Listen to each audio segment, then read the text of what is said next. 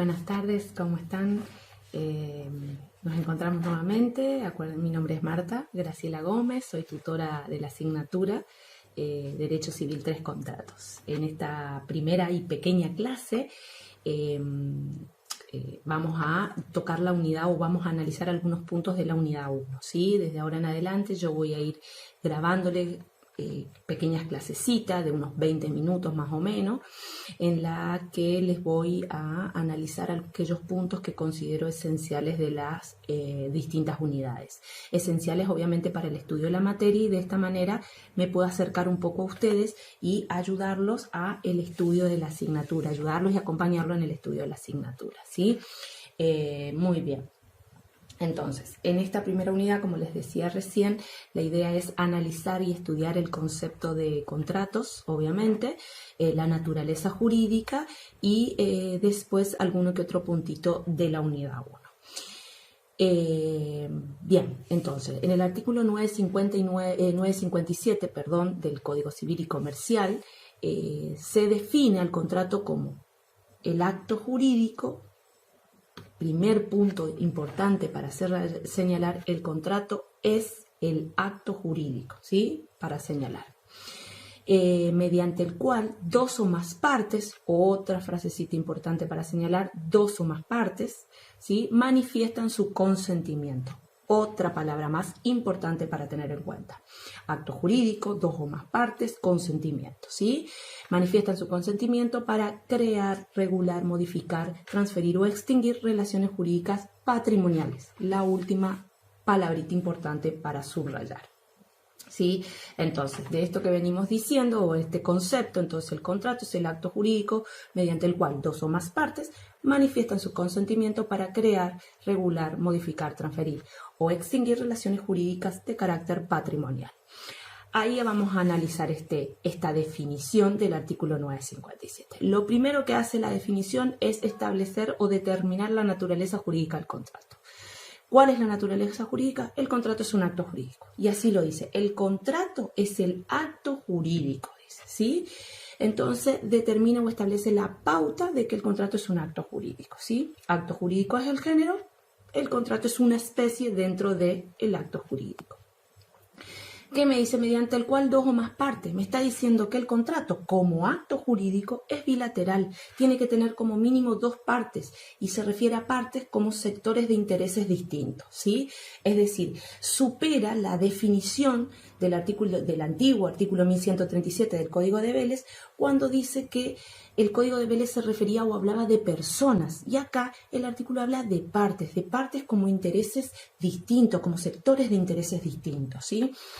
Y supera, vuelvo a decir, esa definición, esa vieja definición de contrato, porque sin duda alguna o sin discusión, cada sector, cada parte de un contrato puede estar integrado por una o varias personas. Les doy un ejemplo. Entonces, María puede celebrarse un contrato entre María y Juan, ¿sí? María decide vender su auto y Juan decide comprárselo. Entonces celebran un contrato de compra-venta donde hay una parte, María, que es la vendedora, integrada por una persona, y Juan, que es el comprador, integrado por una persona. Listo, es el clásico ejemplo que todos imaginan. Ahora bien, puede llegar a ser el caso que María decide vender el auto, vendedora, una persona, pero el que lo compra ya no es solo Juan, es Paula y es Pablo, el hermano. Entonces los tres hermanos deciden juntar sus ahorritos y deciden comprar un auto en condominio. Entonces cada uno es condominio por la parte indivisa que le corresponde. Entonces ahí ustedes van a tener la parte vendedora, que sigue siendo María, sigue siendo una persona, pero van a tener la parte compradora donde ya está integrada por tres personas. ¿Entienden lo que quiero decir? Entonces, Vélez hablaba de personas, dos o más personas, pero en realidad estaba mal definido. Por eso esta nueva definición supera ese error y habla de partes, no de personas, habla de partes como sectores de intereses distintos. Entonces, el contrato es el acto jurídico mediante el cual dos o más partes, dejando en claro que el contrato como acto jurídico va a ser bilateral, sí o sí tiene que haber estos dos sectores de intereses distintos, ¿sí? que manifiestan su consentimiento. Y ahí ya tenemos otra palabra muy importante para resaltar, que es el consentimiento. El consentimiento va a ser un elemento esencial del contrato. ¿Qué quiere decir esto? Que si no hay consentimiento, el contrato no puede existir. Ahora, todos cuando pensamos o hablamos de consentimiento, están pensando en la manifestación de voluntad, ¿sí? Que no está mal, es un acuerdo de voluntad. El consentimiento no deja de ser una manifestación de voluntad, un acuerdo de voluntades. Ahora bien, para que el consentimiento exista como elemento contractual, como elemento esencial del contrato, esas voluntades que se manifiestan por esas partes, por esos sectores de intereses distintos, tienen que integrarse, tienen que complementarse, tiene que haber una unión, una conjunción. Miren bien mis manos, tiene que haber una unión, una conjunción entre esas voluntades, entre esas manifestaciones de voluntades de las dos partes, tienen que unirse para crear una voluntad común, ¿sí? Esto después vamos a ir profundizándolo porque el consentimiento no es tan sencillo como uno cree. Lo vamos a estudiar en la unidad 3, en la 4, en la 5, o sea, son varias unidades que se dedican a explicar y a estudiar el consentimiento como elemento esencial, el contrato, ¿sí? Entonces, decíamos, consentimiento es la manifestación de voluntad de esos dos sectores, de esas dos partes de intereses distintos que se integran, que se complementan, que se unen y forman una voluntad común, dando nacimiento al consentimiento como elemento esencial del contrato, ¿sí? Ahora, van a manifestar su voluntad, van a manifestar su consentimiento para, ya sea crear, ¿sí? Puede ser regular, modificar, transferir o extinguir derechos, relaciones jurídicas de carácter patrimonial. Y ahí tenemos nuestra última. Ahora, eso, crear, regular, modificar, extinguir, esos son los fines inmediatos que se establecen en la clásica definición de lo que es el acto jurídico. Y ahí nos está remitiendo otra vez al contrato, nos remite a lo que es la definición del acto jurídico. Entonces, se dan cuenta que lo que hace es, siempre cuando estudiemos contrato van a ver que en distintos puntos nos van a remitir a los artículos que regulan el acto jurídico, porque el contrato es una especie de acto jurídico. Entonces, bueno, para crear, modificar, regular, modificar, transferir o extinguir relaciones jurídicas de carácter patrimonial. Y ahí está el último punto importante, la última palabra, patrimonial, que me está haciendo determinando el sector de actuación del contrato. Es decir, ya no cualquier relación jurídica el contrato no va a crear, regular, transferir, modificar o extinguir cualquier relación jurídica, sino solo aquellas que son de carácter patrimonial. ¿Qué quiere decir esto? Que tiene que tener valor económico, tiene que ser apreciable pecuniariamente, ¿sí? Entonces se determina ese carácter, que también supera un poco la definición de Vélez Sarsfield, porque Vélez Sarsfield tampoco establecía, era muy amplia la definición porque hablaba de relaciones jurídicas, pero no hablaba justamente del carácter patrimonial que tiene que tener esas relaciones jurídicas. ¿Está? Entonces, contrato es un acto jurídico mediante el cual dos o más partes manifiestan su consentimiento para crear, regular, modificar, transferir o extinguir relaciones jurídicas de carácter patrimonial. Ahora vamos a lo que es naturaleza jurídica. Ya dijimos que el propio artículo 957 me define, ¿no es cierto? Me determina, me da la pauta de que el contrato es un acto jurídico. Y ahí nosotros nos remitimos, o ustedes después agarren el Código Civil y en su artículo 259 y recuerden la definición de acto jurídico. ¿Sí? Es el acto voluntario, lícito, que tiene por fin inmediato establecer entre las personas relaciones jurídicas para crear, modificar, transferir, extinguir derechos. Entonces después vuelvan a leer el artículo 259 para recordar, porque todo lo que es actos jurídicos, ustedes ya lo estudiaron cuando estudiaron Civil 1, ¿sí? Cuando estudiaron la parte general de Civil. Ahí ya estudiaron lo que es acto jurídico. Entonces, recuerden y retomen esos artículos, ¿sí? Ahora bien, cuando queremos hablar y determinar la naturaleza jurídica del contrato, decíamos que la misma definición, el artículo 957, empieza diciendo que el contrato es un acto jurídico. Ustedes tienen que recordar, lo que yo les voy a hacer en esta clase es recordarles que el acto jurídico puede ser bilateral o unilateral, como decíamos recién. Bilateral va a ser un contrato porque tiene que tener como mínimo dos partes, sectores de interés. Pero también puede haber actos jurídicos unilateral, como ser, por ejemplo, el reconocimiento a un hijo, el testamento, ¿sí? Son actos jurídicos, pero que son unilateral. ¿Por qué? Porque ahí ya no hay manifestación de voluntad de dos partes, sino que es una sola parte la que manifiesta la voluntad, ¿sí? Después, el acto jurídico también puede ser un acto entre vivo o mortis causa, ¿sí? Entre vivo, el contrato, por ejemplo. ¿Por qué? Porque las partes tienen que estar vivas para celebrar, para que el acto jurídico pueda celebrarse y pueda existir. En cambio, hay actos jurídicos que producen sus efectos mortis causa. Por ejemplo, el testamento. El testamento es un acto jurídico que se celebra en vida de la persona, pero los efectos se producen a la muerte de la persona, del causante, ¿sí? Y después también el acto jurídico puede ser patrimonial o extrapatrimonial. Patrimonial, es decir, aquellos actos jurídicos cuyo contenido son de carácter económico, y extrapatrimonial cuando el contenido, es decir, el derecho que crea, que regula, que transfiere, que extingue, no tienen un contenido patrimonial, un contenido económico, como por ejemplo el reconocimiento de un hijo, ¿sí? Entonces, de estas características, o mejor dicho, de estas notas distintivas de los actos jurídicos, de cómo pueden ser los actos jurídicos, hay que sacar cuáles son las notas distintivas del contrato como acto jurídico. Entonces, el contrato dijimos que es una especie de acto jurídico. Y como acto jurídico va a ser, como especie del acto jurídico, va a ser siempre bilateral, porque tiene dos partes, ¿sí? Surge del artículo 957 que hablamos recién. Va a ser entre vivos, porque necesariamente las partes tienen que manifestar su voluntad en vida y producir sus efectos. Y va a ser patrimonial, que también surge de la definición del artículo 957, ¿sí? Y después del 1003 y de otros artículos, ¿sí? Que el contenido, justamente el carácter del contrato como acto jurídico también es de carácter patrimonial, ¿sí? Entonces, tengan siempre presente una frase.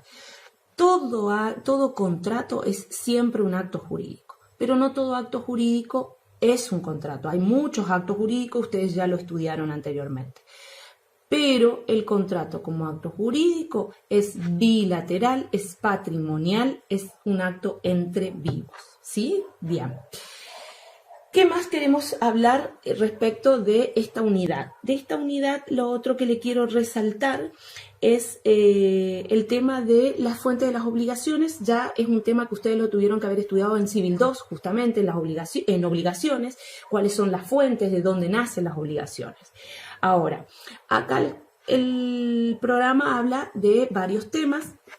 Yo acá tengo mi programa, elemento esencial para el estudio de la materia, no solo el programa, sino también el código, también la bibliografía. Entonces, el programa habla, por ejemplo, de la ley. La ley es la fuente más antigua y fundamental de las obligaciones. Puede generar obligaciones o puede dar nacimiento a las obligaciones, ya sea en forma directa o en forma indirecta.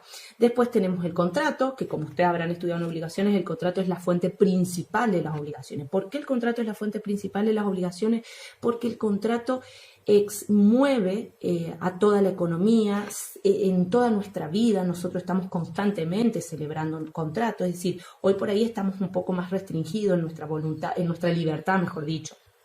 Pero en una época donde ustedes se movían libremente y podían realizar su vida con normalidad, a lo mejor se levantaban, tomaban un colectivo o se subían a su moto, a su auto y iban y cargaban nafta, o después se iban a un kiosco y compraban una gaseosa, agua, o lo que sea, o se sentaban en un restaurante y comían una comida.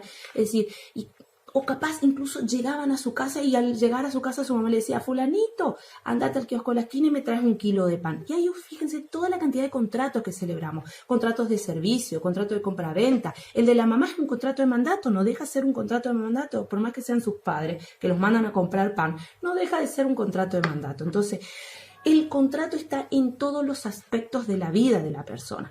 Incluso la persona celebra un montón de contratos y a veces lo hace sin darse cuenta y con la mínima o con la mayor informalidad que hay, porque es algo cotidiano, lo que se llama también los pequeños contratos, para los cuales no se exige forma alguna. Entonces, justamente el contrato por eso es la fuente principal de las obligaciones, ¿sí? Porque constantemente las personas están celebrando contratos. Entonces, después, aparte de, ¿no es cierto?, del contrato, de la ley del contrato, tenemos otras fuentes de las obligaciones que son lícitas también, como por ejemplo dice acá el programa, declaración unilateral de voluntad. Esta declaración unilateral de voluntad son, por ejemplo, las recompensas. Es decir, acá se genera una obligación, ¿sí? Que nace la obligación de una parte, pero nace la obligación de la parte que manifiesta su voluntad unilateralmente.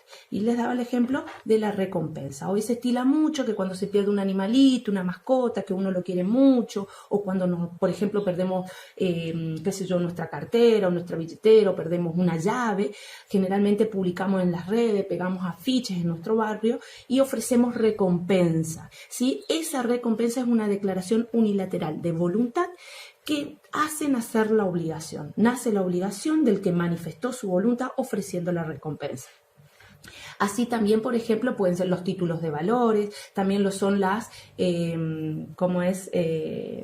las licitaciones públicas, esta no me salía la palabra, donde también quien gane la licitación, el obligado va a ser quien propone o abre la licitación, y el ganador es el que se lleva el premio, por decirlo de alguna manera, ¿no es cierto? Entonces también es una declaración unilateral de voluntad que genera una obligación para aquel que manifestó su voluntad. También tenemos otra fuente de obligaciones que dice el programa, las relaciones contractuales de hecho. En este caso, las relaciones contractuales de hecho, acá también no hay acuerdo de voluntades, no hay manifestación de voluntad, como también en la declaración unilateral de voluntad. Por eso no es un contrato, ¿sí? Acá en estas relaciones contractuales de hecho son, por ejemplo, el claro ejemplo es cuando ustedes van y ponen, quieren cargar agua caliente, y bueno, en la universidad ustedes lo tienen por ahí gratis, pero paren en una estación de servicio porque van a hacer un viaje y quieren cargar agua caliente para el mate, ponen una monedita y ya reciben el producto por el cual pagaron o por el cual pusieron la moneda, qué sé yo, la máquina expendedora de gaseosa o lo que sea. Son relaciones contractuales, pero son de hecho. No hay falta ese elemento esencial del consentimiento, ¿sí? No hay manifestación de voluntad en ese caso, sino que ya el hecho de poner la monedita ya uno sabe para dónde se encamina o en qué sentido va la voluntad de cada parte, ¿no es cierto? Pero no hay manifestación. Pasa lo mismo con el cuasicontrato. Con el cuasicontrato son figuras que son muy similares al contrato, pero falta el acuerdo de voluntades, justamente, falta el elemento esencial del consentimiento, el acuerdo de voluntad, de manifestación de voluntad, que es tal cual como el empleo útil o la gestión de negocios, ¿sí? Estas son todas fuentes de las obligaciones que tienen su origen lícito, ¿sí? Tienen su origen en la ley. Ahora bien, hay fuente de las obligaciones, ustedes ya lo habrán estudiado, que también tienen su origen ilícito, es decir, que nacen por justamente la violación o el quebrantamiento a la norma legal, por una conducta antijurídica básicamente. Y ahí tenemos el delito y el cuasidelito. El delito es una fuente de las obligaciones, nace de la conducta antijurídica, es decir, de la conducta ilícita de un sujeto que perjudica, que provoca un daño a otra persona, ya sea a su persona, a su familia, a su patrimonio, ¿no es cierto? Y existe un nexo causal, obviamente una imputabilidad en cuanto al hecho y el sujeto, tiene que ser imputable al sujeto al que se le atribuye la responsabilidad. Ahora bien, este delito como fuente de las obligaciones va a tener un elemento interno que es la intención de provocar ese daño, de provocar ese perjuicio. Entonces, cuando se habla de intención estamos hablando de dolo. Y ahí está la diferencia con el cuasidelito, que el cuasidelito también es la responsabilidad o la obligación que nace de una conducta antijurídica, de una conducta ilícita, que perjudica, que provoca un daño a una persona, ¿no es cierto? Pero que a diferencia del delito, el elemento interno es la culpa, es decir, ya no hay intención. Acá ya no se tiene la intención de perjudicar a nadie, sino que el daño o el perjuicio se ocasiona, pero por el actual negligente, torpe, ¿sí?, de la persona, es decir, por negligencia, impericia, ¿sí?, de la persona. ¿Está? Bien. Esto fue un repasito como para que ustedes tengan también de obligación y de las fuentes de las obligaciones. Pero acá lo importante es determinar justamente que el contrato es la principal fuente de las obligaciones. Y ahora, como último tema que me interesaría tocar en esta pequeña clase, Es en el último punto donde se compara, donde se relaciona, mejor dicho, el contrato con distintos derechos, como los derechos personalísimos, los derechos de familia. A mí me interesaría recalcar, por ejemplo, o hablar de los derechos reales, los contratos y los derechos reales, ¿sí? Porque este suele ser una pregunta de examen, sobre todo en los parciales, y donde se habla del contrato si tiene la capacidad de poder transferir un derecho real. Y ahora bien, el contrato, es importante recalcar, resaltar y recordar que el contrato es insuficiente para producir la adquisición o la constitución de los derechos reales, ¿sí? El contrato es un título, sirve como un título, contiene al derecho real, ¿sí? Pero es insuficiente para transferirlo, para constituirlo, ¿sí? Para adquirirlo o constituirlo. Por ejemplo, les doy el ejemplo de la compra-venta de un inmueble, ¿sí? Uno desea comprar una vivienda, un inmueble, un terreno. Entonces, ¿qué es lo que habitualmente uno celebra? El boleto de compra-venta, ¿sí? Él celebra el contrato de compra-venta a través de un boleto, pongámosle, ¿sí? Entonces, ese contrato, ese boleto de compra-venta no es suficiente, es un título que va a tener partamos por el hecho de que el contrato o el boleto de compra-venta solo contiene una obligación de hacer, que es de hacer el contrato con las formalidades previstas por la ley.